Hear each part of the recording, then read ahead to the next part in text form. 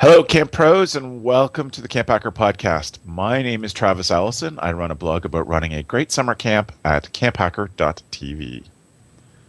Hi, my name is Dan Weir. I'm the Director of Camping Services at Frost Valley YMCA. Frost Valley is a year-round camp conference education facility about 2.5 hours from Manhattan, and this was my 17th summer working in summer camp. And my name's Gabrielle, and I'm one of the directors at Camp Waro. And Camp Waro is an all-girls camp situated in the mountains in the Laurentians of Quebec.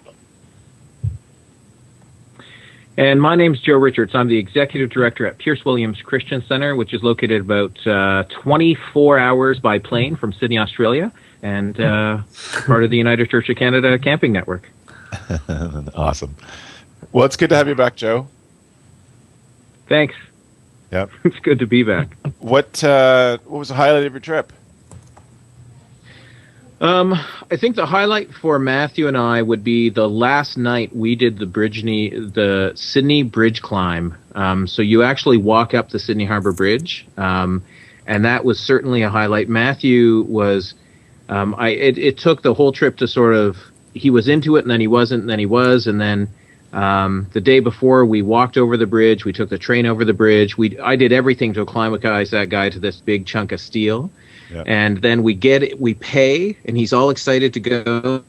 So we pay the day before, and then we show up the next night, and we're doing the last walk of the night, or of the daytime walk. So it's 5:25. So if we don't go on it, we're screwed. We're on a plane the next morning at 11:55. We're not doing anything else. And as we go into the room, he starts crying, and I'm like, dude, I've paid $150 for you to do this, and I've paid $260 for me to do this. So let's get it on. But they were really great, and it was an awesome experience. He only cried for that first little bit, and then the group talked to him, and there was another kid, 11-year-old named Matt, on the climb as well from Colorado. So I think that really helped, and it was just that was certainly the highlight of stuff. Like, we did a lot of stuff. The night before, we actually went to a show at the Sydney Opera House, which is different than just going to the Sydney Opera House. If you go to a show, and we saw the full symphony and a jazz pianist playing Gershwin, and I love Gershwin stuff. So that was a really awesome experience. And just Australia in general, 40 days, 15 camps, and just the way that camps were so welcoming and outdoor ed centers were so welcoming. And I really wish, Dan, that I'd had more time to spend with Marie, because I only got to spend half a day with her. But what they're doing at Man Young, which is a YMCA camp just south of Melbourne, is game changing, and that's those are the things I was looking for. So that's awesome. We've been in contact since I've come back, and so there's lots of camps that are doing stuff that is worthwhile, and tons of ideas. I need to. When I was over there, I traveled with my little black book, Joe's Australian Notes, Watch Out for Koalas, and it has all of the camps I visited and all of the information and thoughts and questions, and plus I tracked all my days, so it was good. I did get an email just yesterday. Apparently I got a speeding ticket, and so now I need to pay the company that I rented the van from $70 plus the speeding ticket. All right. So, yeah. Well, this is the trip that keeps paying, Joe. Oh yeah. So it was good. That's awesome. Well, we look forward to hearing more of your insights in the coming months on the shows and on your blog and stuff. Pardon me. Today we're going to do what we started last year, doing an Ask Me Anything show, and I've put out questions, or put out a call for questions in a couple of different places, certainly from the Camp Pros, and questions to the CampHacker newsletter list, and people have sent in some questions, so we're going to all take a crack at some of these. I wanted to bring on some other hosts, past hosts for the show, to add some new voices to this, but my apologies. I've just had technical difficulties getting that running, and so that's not going to happen. I know that some people were hoping to watch us live, which would have been amazing, and we hope to be able to return to live shows starting next starting in January. So next month we should be returning to live shows. We think we figured out the technological problem. So today for Ask Me Anything, we'll go with the questions that people have sent in. The one I want to start with is pretty simple. It's from Jared Hannock. Sorry, Jared, I've only read your name. I haven't heard it. Although I think Jared and I have met, but I didn't catch his last name, how to pronounce his last name. So Jared, sorry. Do you have a dress code at your camp, and how do you enforce it? And I think that this is not so much about staff uniform, but about the dress code for your campers and staff. And he goes on to say, what are the best practices and strategies to encourage reasonable standards without being prudish or draconian? Gab, how does this sort of stuff work out at a girls' camp? I was going to say, I like the last word, draconian. Draconian, yeah. How does it work? Basically, our policy is that you have to be ready to play at all times in whatever you're wearing. And that seems to be a very good standard. That means like running, that means getting down and rolling in the grass. Anything basically, you have to be ready to play. And we are an all-girls camp, and so I'm very open with our staff, and I'm very open with, like, when I walk into the lodge, I don't want to see a sea of butt cracks. It's just so, if you have to get granny panties to hide that, that's fine. But I don't want to see it. Like, it's not appropriate. And there's a lot of, and fashion changes very rapidly, especially for women. And so right now what's in is the ridiculously short shorts that basically your butt hangs out. So like you just have to know what's coming for the summer and be like, hey, did you see this new trend? It's not happening at camp. So, and it's the same with your top. Like, you don't want to see if you're bending over your bra. You know, there's just certain things that you don't want to see. And then it's, of course, like, everything is G-rated, whatever is written on your shirt. So it just has to be G-rated. So if there's any advertisement for something that's not G-rated, that it can't be on your top. But that's basically what we say. So you just have to be ready to play at all times. And if they're not, I'm just like, this is not ready to play. And I just say it, and they go get changed. Right. So, and that, yeah. And the ready to play avenue is a really easy concept for staff to get behind. You know, it's a functionality. It's not a comment on their taste. And I think that's the most important, to not seem draconian, is that you have a fundamental in that sense.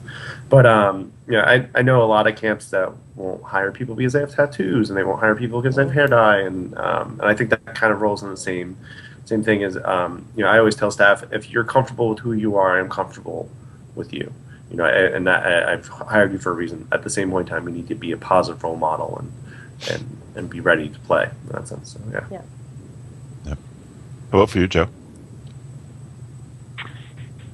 We have a general policy.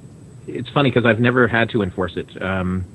You know, ready to play is a great way to state it, but I think that what we do is more, we talk about in our staff policy manual, we talk about, you know, things like you need to have shoes with a back, so you can't have flip-flops or sandals without a back, and you also need to be wearing a shirt that is at least a cap sleeve or a short sleeve, and that's to model sun safety for the kids, which gets us away from tank tops or spaghetti straps or anything like that.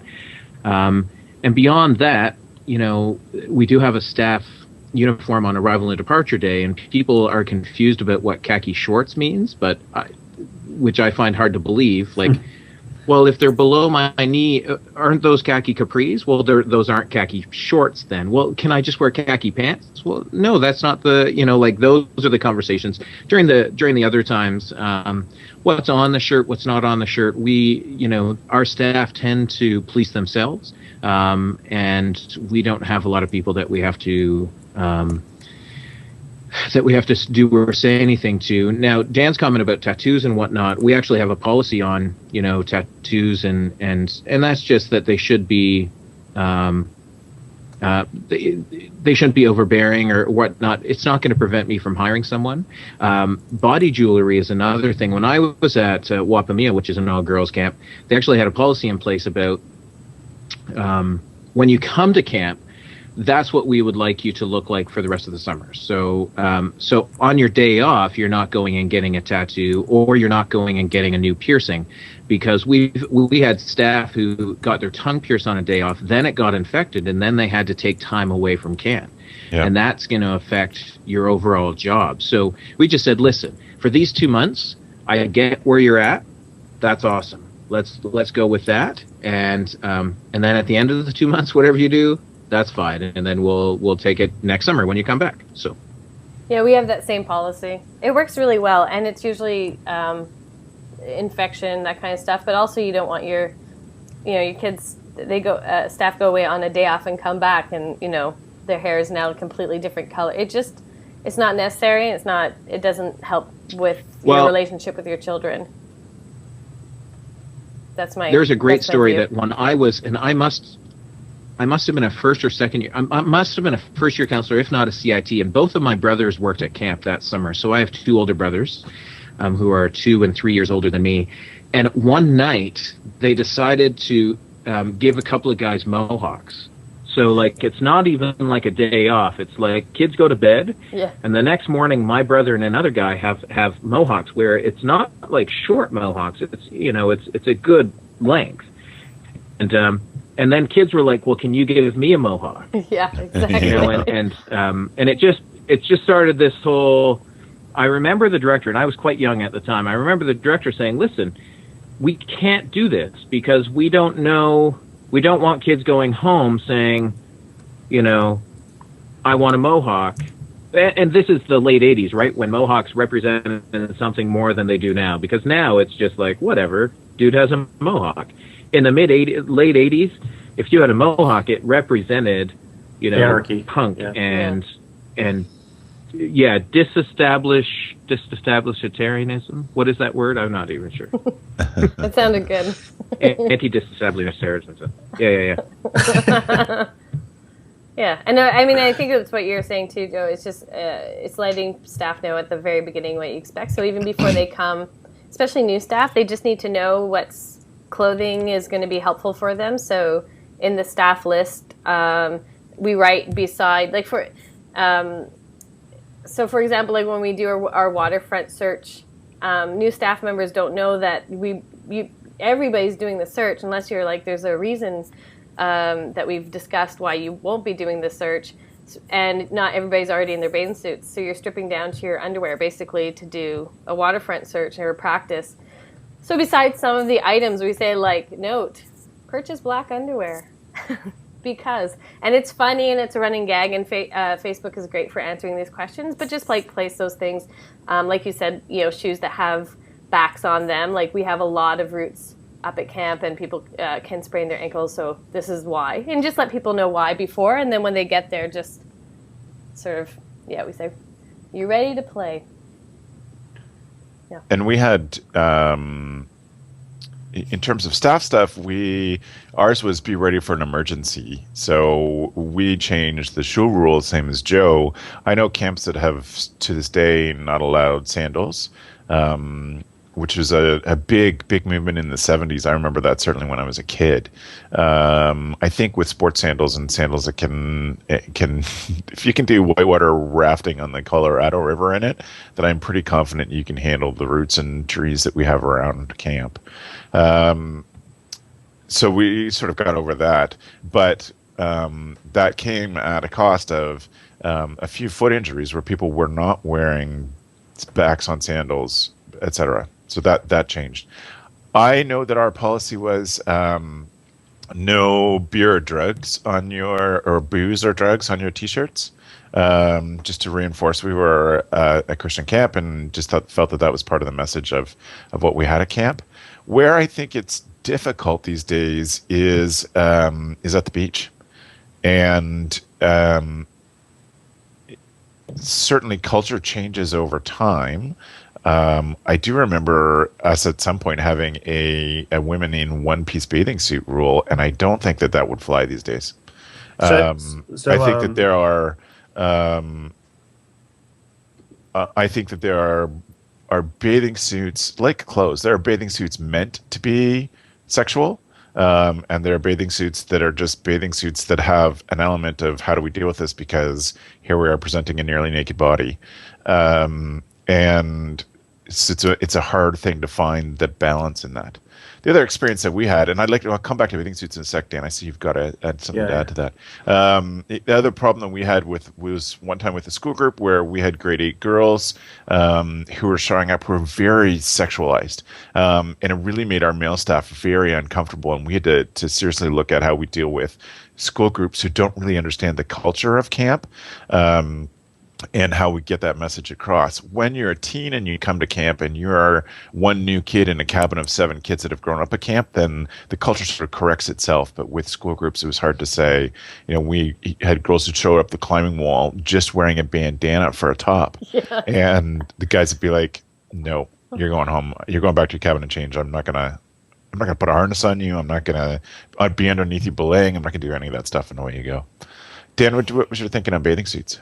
This topic comes up for us every year, and we're at co-ed camp, or every few years, and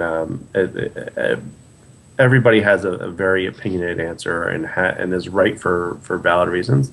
We have stuck with 2 pieces, and the way we've gotten around the topic of comfortability and whatnot is that we leave it at the waterfront director's discretion. And especially if they're female. If they're not female, then we appoint somebody else that works at the waterfront.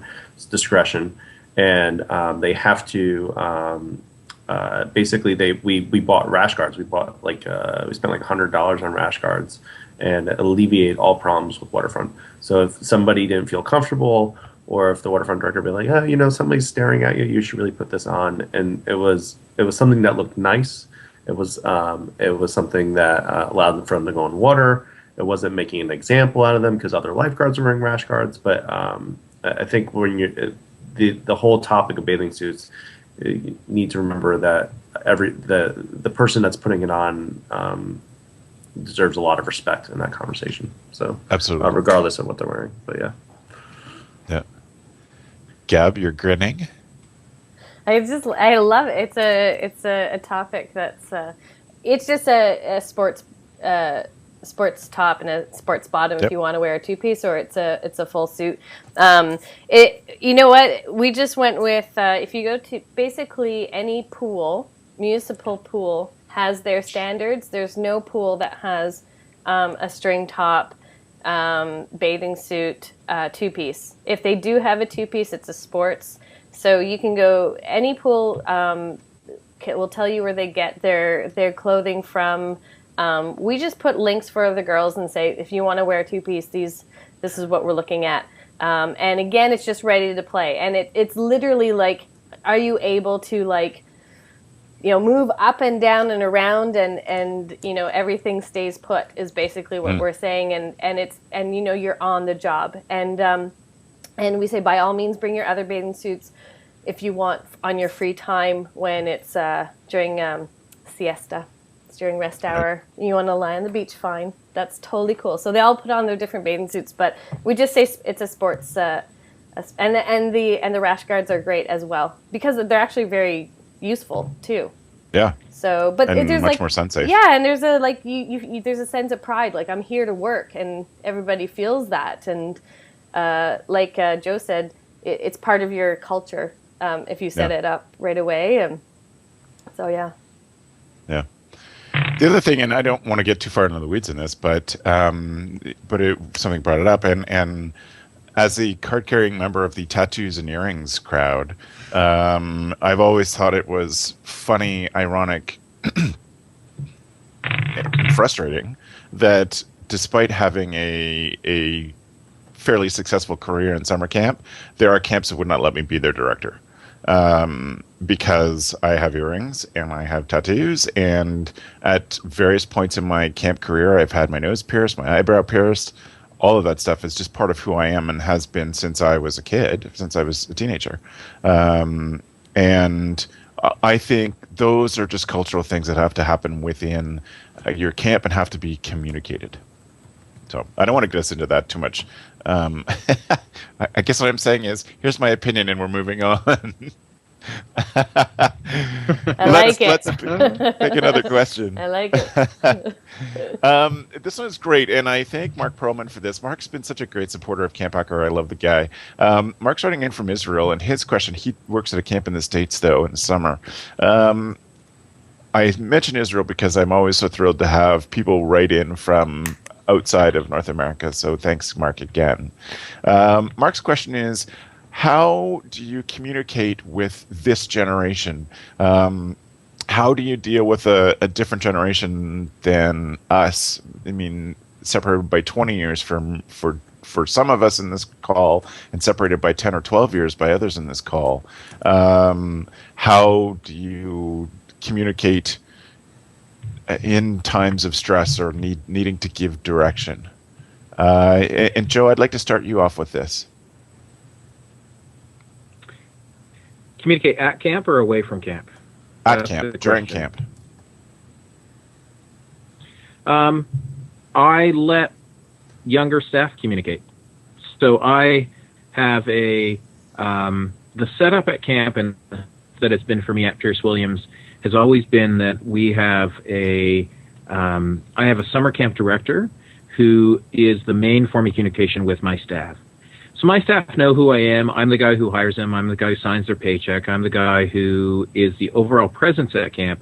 But when it comes down to individual problems or challenges, I really let the university students who are my leadership team deal with those things, because I'm a lot easier to talk to those university students who are on my leadership team. So if they're having a challenge, I can very much talk to them. And by communicate, it's more empathy. I can talk to them. I can listen to them, and I'm sort of at the point where I can empathize with them, but I can also give them a perspective that is much more worldly or driven by experience. And so when I talk with my leadership team about those things, that's fine. And when it's younger staff members, it's the university students. If they can't talk with them, they'll come to me for advice, and then I go back. But it rarely gets to the point where I'm directly dealing with drama issues, because we have a no drama policy at camp. So I'm not sure if is that the answer? Did that answer the question from our perspective? Well, I think so. It's certainly how you deal with it, which is what the person's asking. Yeah. Yeah. I know that it's a big concern for employers, people in business, how to deal with millennials and their different needs and ideas and expectations of the workplace. Hey, Travis, I think that your mic is totally breaking up. Is that just me, or is that you? That's I hear it. Yeah. A little static. Thanks, Joe. Is this any better now? Nope. Worse. Yeah, what I answer. Do you want me to talk about what I do while you fix your mic? So for Frost Valley, it's funny. This is a hurdle for me because I oversee 5 different camp programs, and each camp program has roughly 25 to 80 staff in them. So I do not hire them. My year-round staff do, but at the same point in time, they want me to be involved, and I feel honored that they really want me to be involved. And that's but to get that much face time with that many people, it's a lot. It's a lot of work, And so this is something I continue to struggle with as time goes on, but I'm very open in that sense, and I find when I do have communication with staff that they want me to be inspiring, or they want me to really summarize what they're experiencing, or to let them know that they're doing a good job. And I joke I'm kind of like grandpa at camp, where I'm like, yeah, come over here, bouncing on my knee, make you feel better, and then I'll go tell your parents what's going on, and your parents will go back and help you out. And that's kind of what Joe's talking about in some ways. I go back, so I'll make people feel good, and then I go back to their supervisor and I tell them how to take care of them, how to really look out for them. So that's been my method, and it's worked. I think for me, I always I remember when I worked at camp for a few years, and I worked for somebody for a while, and they didn't know who I was and how offended I was. And I really want people to feel like they can come to me when they have an issue, and if it's an emergency as well, and also feel like I'm part of the camp in some way. At the same point in time, I am not here to help out with every homesick issue. I'm not here to help out with every discipline issue. If I would do that all day long, I would never sleep, because there's just so many issues that come at camp. So I think I always take it for granted. I've been working in camping for so long that I develop every year as a person, but that my staff, they're still the same age group, and they're still going through these same things. So I can't make all these assumptions of how I develop as a person with my staff, because we will hire new people and they'll come in and all that stuff. So it's definitely a unique balance, but it's all about the face time in that sense. The time you can spend with your staff that you're not coming down on them on something, or just being a human around them is just so awesome. I actually I do my best to have interactions with people prior to something happening. And I really, that's why I'm out more during staff training than I am during the whole summer, in that sense. And for I think my family would comment that they see me less during the month of June than they do in August and July and August. So, but communication wise, otherwise we still hold the same meeting that we did from the 70s, where once a week we get all the leaders in a room. That's an effective way to communicate from top down as well. And then at the end of each camp session, so every 2 weeks, we'll have a big meeting, and as long as there's no issues, I'll be there and be making a speech of some sort. So, yeah. How's your voice, Travis? I don't know how it is. Any That's better? good. Yeah, you're good. Better. Yeah. How about you, Gab? Better. Yeah. I think it's sort of an amalgamation of what Travis and Dan were talking about. I was just going to say that spend time with your staff at the beginning as much as possible, and try to have common experiences with them. Dan, you said something like a same meeting that you've been having since the 70s. I mean, there's a philosophy from a long time ago, which we still do today, which many camps share this philosophy, is that, when you're putting in the docks, the director, the owner, everybody's putting in the docks. When you're taking down the canoes, if you're fit enough, do that. But do physical work with your staff, and let them see you on the same playing field with them. Because do the dishes with them.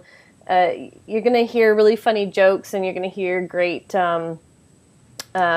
information, and they'll really connect with you just on that simple way. And also try to make time when they have free time. Usually we use that free time as our prep time, but make that part of your experience. And very much what Joe is saying is that I think a lot of directors do want to help out with campers, but you need to let your staff do that, and you need to be there. They can come to you or your leadership team, and you can guide them, because they'll need that guidance, but you have to take a step back so that they can learn, and they'll report back to you and everything. But so I work with my mother, and we're very different in the sense that she doesn't know what movies have just come out, like Twilight. I'm like, I need to know this. Pitch Perfect. Because if I don't understand this language, I'm not going to be understanding anything from this summer.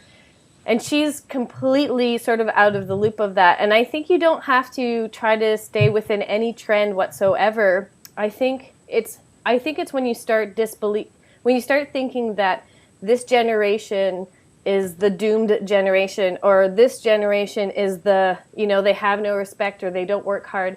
When you start thinking that way, I think that's when you need to put some work into connecting with them, because every older generation tends to do that. And one thing that I learned from Jackie is that she's so open-minded when people come to her with ideas, she really, really listens, and it might not be something that she totally understands, but she trusts her staff so much, and she knows them in the real sense that she'll implement certain ideas that she might not be connected in the cultural sense, but she believes in that generation. So I think it's really connecting it's not connecting with them that's difficult. I just see people, and I see people my age that are like, ugh, this generation, and I'm like, wow, you've gotten old really fast, haven't you? That's scary. So I think it's, basically. I think that the one point I want to add on, is that I allow my staff, I do chapel every day, so they see me in a setting that is active and energetic, and they see me doing something that's positive, and the campers see that as well. A great story from last summer is that I'm rarely brought in on behavior issues, if ever. In fact, in 8 years here, there might be 3 times over 8 years where it gets to that level beyond this kid needs to go home. Once that, they just tell me this kid needs to go home. I'm like, okay, we'll make the call. But last summer there was a kid, and someone came and found me and said, someone's locked in the bathroom, blah, blah, blah, blah, blah. And I was like, okay, I'll come and do it. And so I ended up chatting with this young girl, probably, 10 or 11. And she's like, I don't want to talk to you. And I was like, okay, well then, but we need to figure out what's going on and if you need to go home. And she's like, well, all you do is play guitar. All the staff hate you. And I said, oh, well, yeah, they tell me that every day. And the funny thing is you have 2 or 3 of the staff listening. They're within earshot of the conversation where she can't see. So they're listening to me talk to this girl, and she's like, well, they only talk bad things about you. And I'm like, I know, no, they say that to my face. So I'm fully aware that the staff don't like me. And the funny thing is, once I got through to this girl and we chatted and talked, and I got the answers I wanted out of her, and it took a while.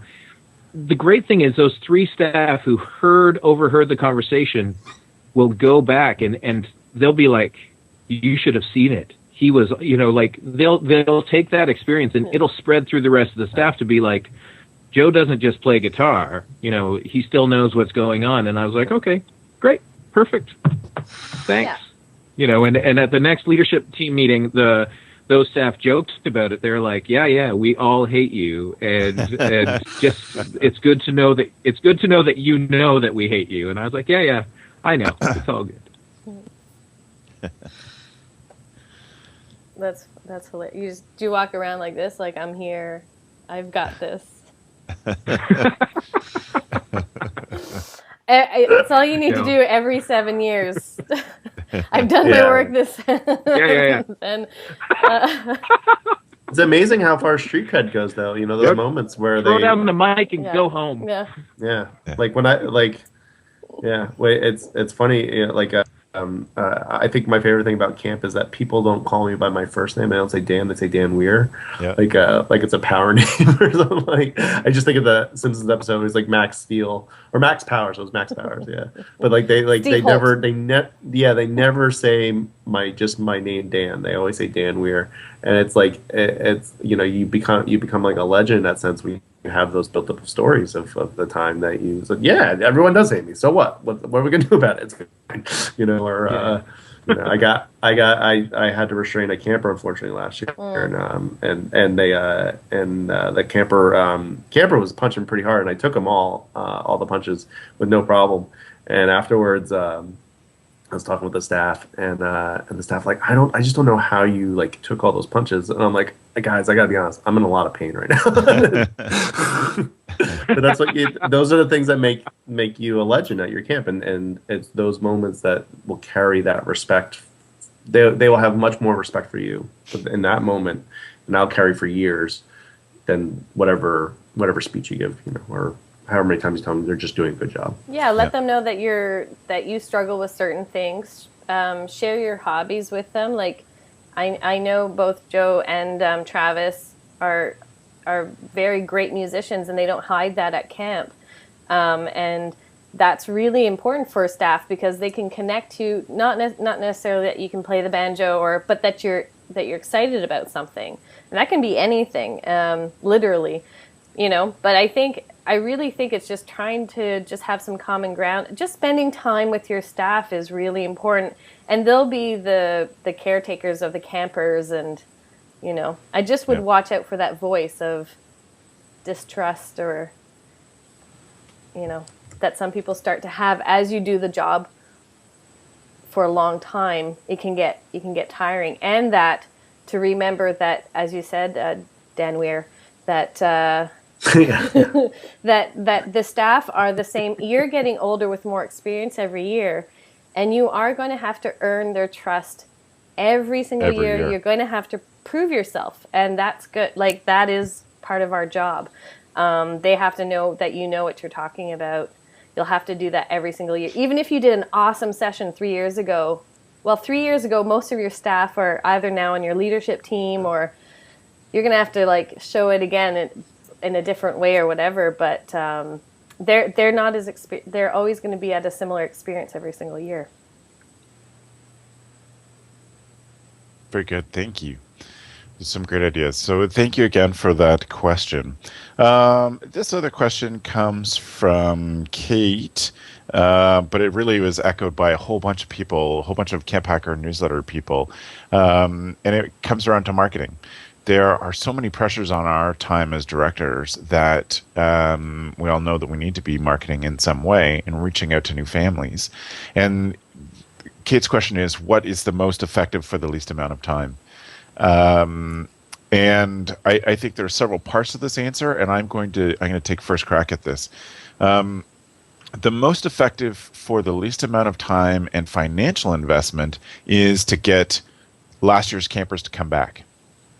No doubt, in my mind. The second most effective is for you to develop a way for last year's campers who had a great time to tell their friends about it and get their friends to sign up. And if you focus on those two things alone, you can fill camp. I'm very confident in that. You have to be really strategic about what you put out in social media, that those existing, or on your blog, your camp website, whatever, that those existing campers have something to share with their friends to say, this is my experience, this is how my child has changed, to say your kid would be great at camp. All those tools you have to provide for them. But in terms of efficiency, that's exactly it. I think what the person's asking is about what social media network is the most effective, but I would start with returning campers and then your referrals. Is there, for many of you, is there something you would say has been the most efficient way of marketing camp? Dan? I think the returning camper that you just talked about, I think that is the most efficient way. You know, it really, the more you place on that relationship, and the more likely they are to come back to camp, and the word of mouth. You know, here's an example. We've been pushing early registration every year, just trying to get people to sign up a few weeks earlier every year. My goal is that we become one of these camps that down the line, you know, it might be a decade from now, but we fill in the fall. Every year we gain more new campers that sign up in this September to December period, when no one's thinking about camp. So last year we had in 2012 for 2013 we had 19, and this one we had 35 for 2014. So I really think that that's key. They will get you the new families. Yeah, I think that from my perspective, the best social media network for camp is camp. You know, the idea that you have, you know, people say, well, people spend so much time on Facebook or so much time on Twitter or so much time on Snapchat. In reality, you have kids at camp 24 hours a day. For us, it's 5 days for their week at camp, and staff, it's 24 hours a day for, you know, 2 months. In reality, the most effective marketing for the least amount of time is to put out the most amazing product possible. That's training your staff. That's giving them this experience that is bar none. That the campers go home, and not only do the campers talk about, but the way you deal with parents goes home, and those parents come back and say, this is amazing, because that's the best and most effective marketing. We talk about word of mouth, but we don't understand I don't think anybody understands truly how important word of mouth is to your success overall. Because if you did nothing else, but put it forward an amazing product and gave the consumers, being the parents and the campers, the most amazing experience, then you're not going to have trouble filling camp either. Right? It's this whole idea that this is what we're going to put time into anyway. We're going to put time into camp because that's what we do. So when you're like, well, should I spend an hour on Facebook every day? I would suggest not, because an hour on Facebook is about 45 minutes too much. In my, it's one of these things where, as an early adopter to social media, when Facebook first opened in 2007, maybe fall of 2007, if I'm not correct, when it opened to the public, and my staff were like, you got to get on, and I got on, and I was like, okay, and as an early adopter, I don't know what to share. I don't know what to, it's weird, and I think that we put all of our focus and all of our time and energy into camp and into that amazing experience, and into not just, but into how we deal, how do we communicate, and those are overall things. It's not just one thing. And when we say how we communicate, it's in our talks with parents, because if a parent goes home with an amazing experience, they're going to share that. And if a parent has an issue with you, and they were called within an hour of letting you know of that issue, they're going to at least understand that you're owning it and you want to accept it. And so I think there's a huge value in the social media of camp, for camp. And that's sort of our marketing trick. Is we do other marketing. We do radio ads locally, and we do some newspaper ads, and we do social media. But a lot of that is just more to keep our name front and center, so that, as Joanna Warren Smith says, if someone were to parachute down into anywhere in Elgin County and say, hey, name a summer camp, the camp I want them to be able to name is, hey, well, there's Pierce Williams, and and we're getting to that sort of name recognition here, and that's all we need. Yeah. I like that. Do you guys do anything right after camp to keep that feeling, that message fresh, so that it gets them to registration time? We send them a card saying good luck with school, and then we also send a newsletter in the fall as well. So, and at Cairn, we would have the counselors write a postcard home for those kids, and set aside time in their day so they could write something really well that the kid definitely knew it was crafted for them, just as a way to reinforce camp, and then reach out to them in other ways after. Cool. You, Gab? We send what we call camper care cards, which is a sort of a message written from the staff members and from the section head, and a picture of their cabin group, and a DVD of their experience, But right now what we're doing is we're posting a countdown to the new year and it's, I think it's like the top 20 reasons why Waro staff love camp. So it's about promoting camp, and not, well, of course it's about promoting Waro, and we're posting that on our Facebook. I think it's starting today. But I think it's difficult. I mean, it's hard to know. I totally agree with that philosophy that you need to have the campers, the clients that you have, those are the ones you want to come back, and you want their friends to come back, and then you're attracting the type of people that fit your vision, I think.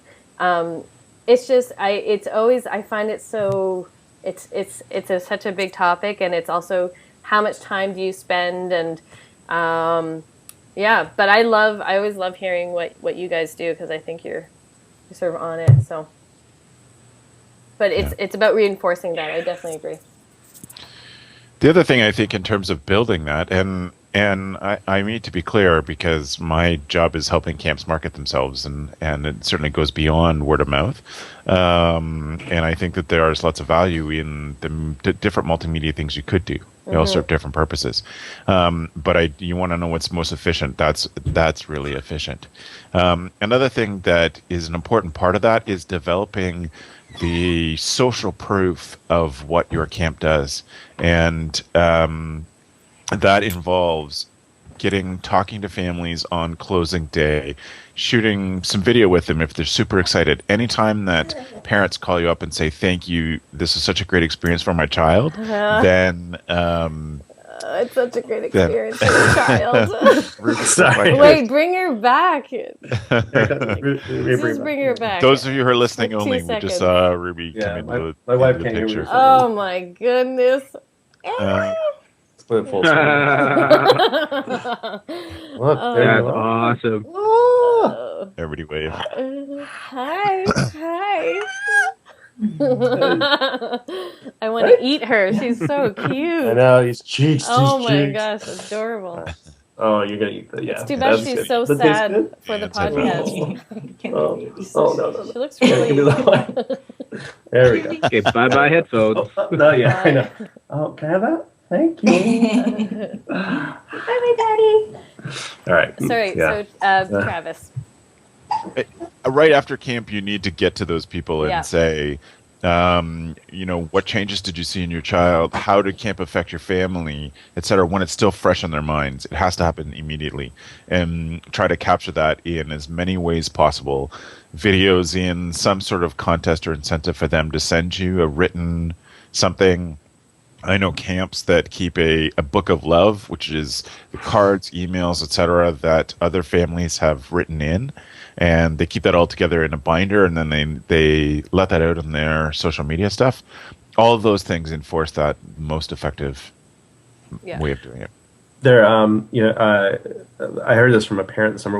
I email the cabin groups because we do registration by grouping with age, and so I email the group from the last season that it's filling up. The camp is filling up, and that if they want to come back, that they need to reserve their spot. No, and it's just to a target group. So, for instance, our 10th grade boys for sessions 2 and 3 are filling up, and so I have an email sent to the grade 9 boys from last year. And it ends up being a lot of emails because I'll send an email when it's filling up and I'll send an email when it's sold out. So then it encourages them. And I talked to a parent this summer, and he's like, I get a lot of emails from you, but at the same point in time, I really appreciate it because if my kid didn't make it to camp and it was sold out, like they would freak out on me. And so when we look at surveys when they're leaving camp, like it's in the high 90s, the satisfaction amongst the kids. And if we only have a 65 to 70% retention rate, that means that our business practices are missing the boat. It's not the kids' experience in that sense. So, my goal is to just get our camp to a point where people want to go to camp first, want to book their camp before they book their vacation, and not the other way around. Yeah.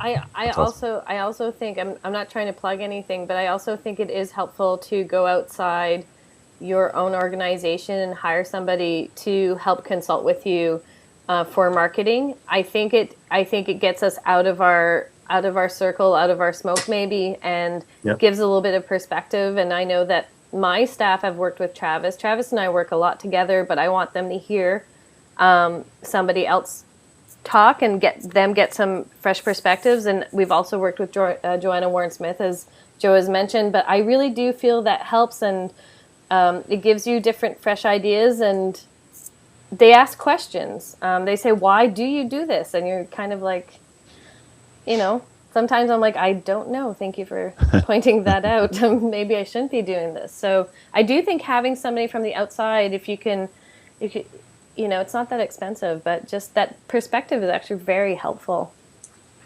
Yep. Yeah. Well, thank you for your kind words, Gavin, and I certainly would echo. There are definitely other consultants in the industry, and I wouldn't recommend ones that I don't know, but I know Joanna, and she's a smarty, and we're pleased to offer her space on her blog whenever she wants, because she's got a great way of thinking. And retention is her big message. Yeah. And so you want information on that, go to Joanna. Not that I don't do a lot of that work my own self, but I encourage you to check out Joanna. Yeah. I have one question, and I want to keep this one fairly short, although it's a huge topic. But I'm going to actually give the time to the question, and I think we'll give up our tool of the week this week just to make sure that we get to cover this. Sure. Laura from the Camp Pros group wrote in and said, with all the media buzz about gun control, how is your camp handling your shooting sports programs? How are you addressing parent concerns, or are parents even concerned? So I thank you for that question, Laura. That's a great one. I know there's lots of debates about policies about what happens if you have a shooter. And I've heard that going on at conferences over and over. And that's not what we're specifically going to address today. Laura's question is, if you have a shooting sports program, which could be anything, could be 22s or air rifles, or I know camps that have skeet, even archery or crossbows, could be a concern for parents. What would your answer be to a parent who asks you that kind of question? Dan? So I think it's important to point out how divisive this is. In certain ways, like they're showing that archery is up dramatically, but yet parents are freaking out about shooting with guns. So it's interesting to be in this time where people are very concerned about workplace violence to the point where we don't want to educate children on air rifles or guns. But at the same time, the top-selling movie is featuring a protagonist that is great at archery and has motivated people to try it and to take it up. I know a few camps that run great shooting programs. We do not run one of them. I choose not to run a program, one, because our demographic, we pull from the New York City audience, and I know that they are very sensitive when it comes to weapons, and so that's one of the reasons we do not, is because I know it would not go over well with our families if we were at that program. And the other is I just don't believe that we could do it properly and safely to the extent that it would let me sleep at night. And it's not because I don't trust people, but it's because I don't trust people. So, I think we run quality programs at my camp, and I'm fully confident in what we do and ACA certified and all that stuff. At the same point in time, the what ifs, there's too many when it comes to a weapon. But we do have archery, and I don't know if that seems hypocritical at all. But I think parents choose camps for various different reasons, and it might be the interaction they have with one of your staff members. It might be the word of mouth. Some do choose camps based off the programs you offer. And I know a camp in Connecticut that started offering shooting actually the summer before everything went down with the Newtown school shooting about a year ago. And at the time, the person was saying that it was important to educate people on safety of it. And since then, he is, I actually don't know if he's running it or not anymore, but it was a new activity that I would be really interested to hear his opinion on it. Camp Flaming Arrow in Texas runs one of the best programs I've seen when it comes to shooting. And a fun alternative might be slingshot. We've talked about adding a slingshot range, slingshot and paintball. It's kind of getting the childhood aspects of it, but also limiting the danger in some aspects. But yeah. Okay. So I think it's, I think, Laura, it's a great question, but we're probably not the right crowd because I don't think any of us have experience running and shooting sports. Thing other than archery, right, Gab? Oh, do you have archery? Yeah, we have archery, definitely. But I think, we were just talking before we started recording that the difference between probably what American camps are experiencing and Canadian camps in questions from parents are probably significantly different. And I guess my answer would be I understand your concern, and then explain our policies, and also explain what kind of bows and arrows we do have, those type of things. And yeah, and I think that, like you said also, Dan, that there's some camps that do this very, very well, and I definitely think there is a value in learning how to use a gun properly and how to shoot properly. I mean, I was taught by my father how to do that, and it makes a lot of sense, but that's also just a home value and not necessarily a business value. But definitely, any activity you do, you don't want to do it because of popularity. You want to do it because you guys are equipped to handle it and it fits in your mission. But maybe taking a program away, that might be something that some camps are probably considering. Do you have anything you want to add, Joe? Yeah, we don't do a shooting sports program. We do archery, but I know that I'm involved. I sit on the board, the planning committee for the Buckeye Leadership Workshop, and they 3 or 4 years ago started offering the shooting sport program, and it's based on the 4-H shooting sports model. So they actually bring a truck and a trailer, and the trailer, I thought it was one of the coolest things. So for shooting sports, it was essentially an enclosed trailer that all the ammunition got recycled, and you're essentially just shooting into the back of this trailer. It's funny, coming back from Australia, guns were talked about with some of the camp directors. It just came up in conversation, and Australia has a very similar to Canadian gun control policy, which is control your guns.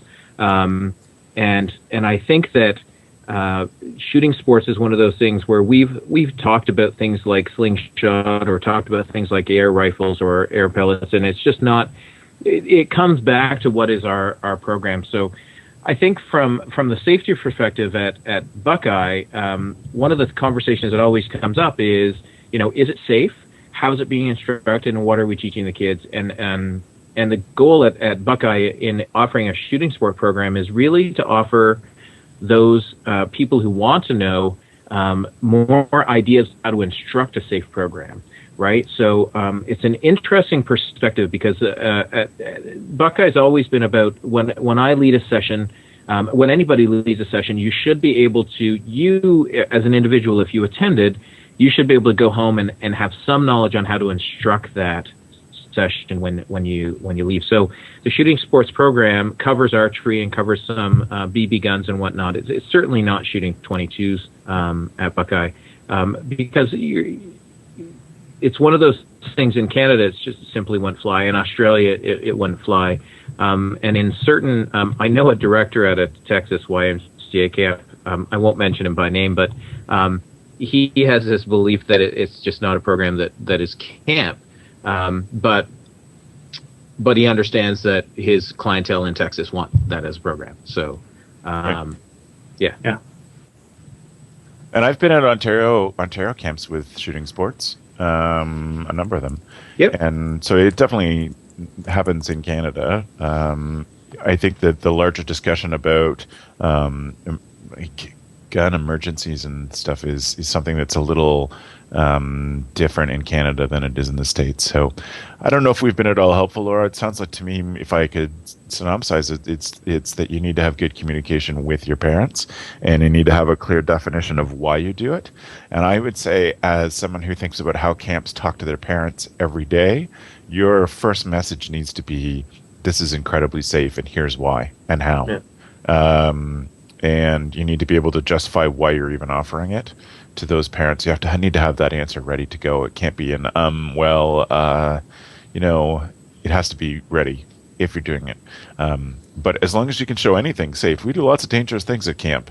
And it's one of the attractions of camp is that we can teach kids how to do these things on their own without parents and experience new things.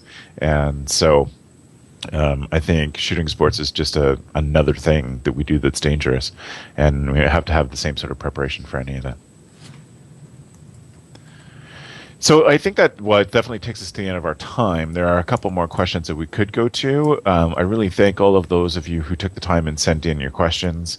It was really great to be able to answer some of them pretty quickly. If you do have more questions, if you go to camphacker.tv/questions, you can send them in to us, and we will get to them and cover them in topics. I cover them in topics in future podcasts and shows. So thank you again to all of those who did that. We don't have time for our tool of the week today, but what I want to do for just the last thing is to give everybody a chance to follow our co-hosts and follow the stuff that they do online, and maybe a chance to reach out to them. Joe, what's the best way people can get a hold of you? Best way to get a hold of me is to drop me an email, which for the next month and a half or month and a bit is joe@yoyojoe.com. I'm on sabbatical, have been since November 1st, and haven't touched my email. But you can follow me at yoyojoe.com, yoyojoe.com, and that has all of my social media stuff up in the left right-hand corner. Beauty. Thanks, Joe. It's good to have you back. Gab, how can people follow you or reach out to you if they want a question for you, a follow-up question? They can email me at gabs, G-A-B-Z, at waro, OUAREAU.com, or they can follow me on Twitter at Gabrielle Rail. Rails with two L's. Thanks, Gab. Yeah, no problem. Dan? So I work at Frost Valley YMCA, which is frostvalley.org. I tweet at Dan Loves Camp, and also blog at danlovescamp.com, and have another site called unplugatcamp.com as well, too. That's great. Well, happy holidays to all of you. I hope you get a good break and spend some good time with your families. Thanks. Yeah. Thanks. We'll talk to you soon. Thank For you. those of you who want some show notes, you can go to camphacker.tv/podcast, where you can also see other episodes. If you're one of the people watching us on YouTube, I hope that you'll click right down below us and click subscribe, or leave us comments there. We'll respond to comments on the blog and on YouTube both. So thank you very much for watching, and thanks for the evening, friends.